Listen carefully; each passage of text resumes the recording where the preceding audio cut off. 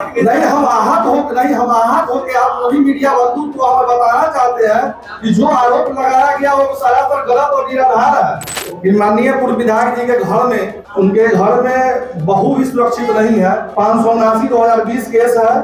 उनके घर में उनके भाई के पत्नी की हत्या करके, उनके चचेरे भाई की पत्नी की हत्या करके उस शराब को, लाश को गायब कर दिया जाता है। परिवार के लोग हैं, उनके घर से भी शराब की बरामदगी हुई है, उसका भी डाटा यहाँ पे है। के पूर्व विधायक मुकेश रोशन ने मंत्री संजय सिंह पर गंभीर आरोप लगाए हैं। अलग अलग दस्तावेज, अलग अलग तस्वीरों के माध्यम से जो है हमला किया है।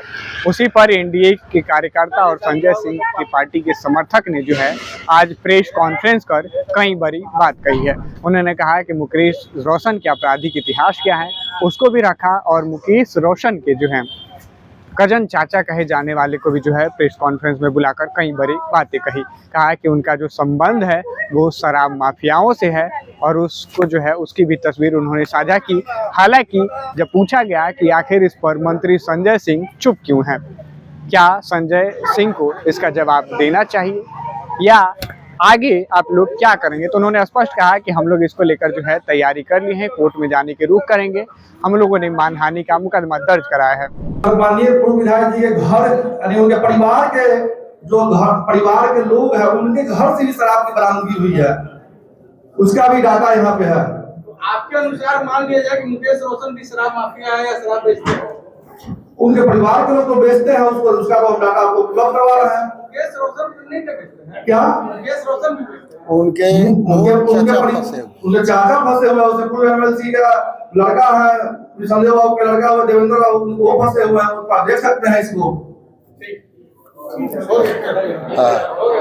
और मैं एक शब्द और कहना चाहूंगा कि माननीय पूर्व विधायक जी के घर में, उनके घर में बहू भी सुरक्षित नहीं है, जिसका प्रमाण 579/2020 केस है।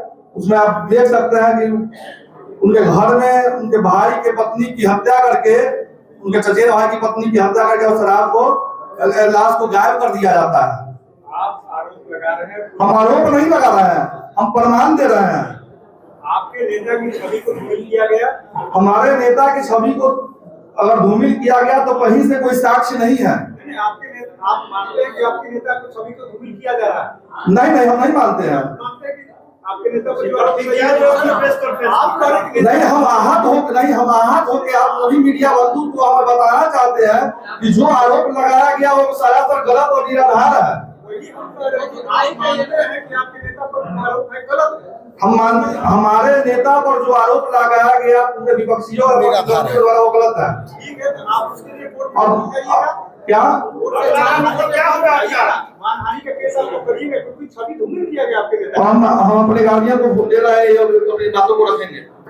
सबसे पहले पत्रकार भाइयों से मैं कहना चाहता हूँ कि हमारे यहाँ हाजीपुर में एक संचिरैया पोखर है, जिस पोखर में भगवान रामचंद्र जी जब बक्सर से चले थे तो चल के आए थे राजगीर, और राजगीर से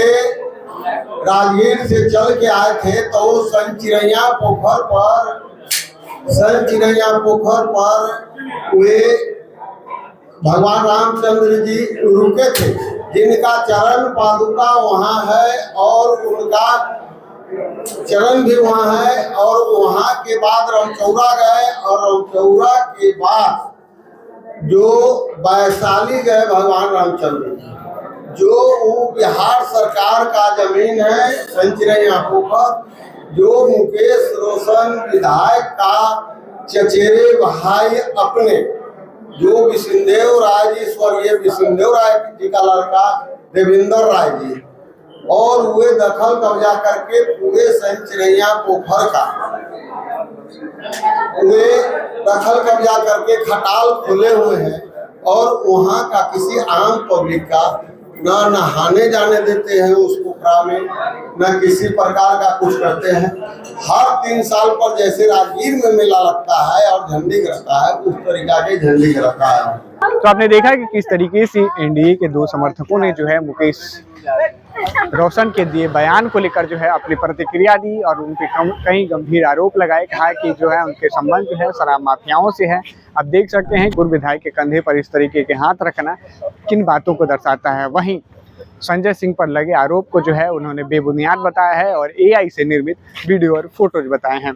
सहयोगी समर कुमार डे के साथ सतीश सिंह की रिपोर्ट पटना से।